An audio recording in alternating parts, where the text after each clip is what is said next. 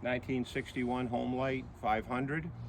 Found it on eBay. A little bit of tweaking. I got it running, and I'm going to try to make a couple of cuts with a 63-year-old saw. What tweaks did you do to it?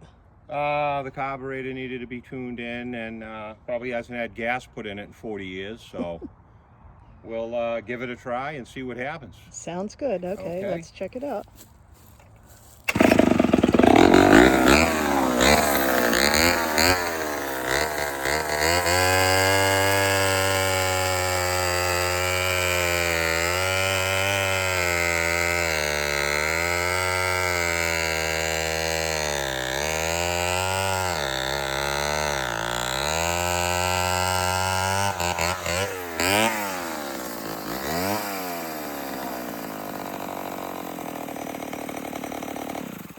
So what do you think it still needs to have done?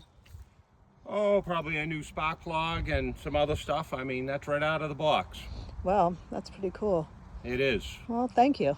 You're welcome.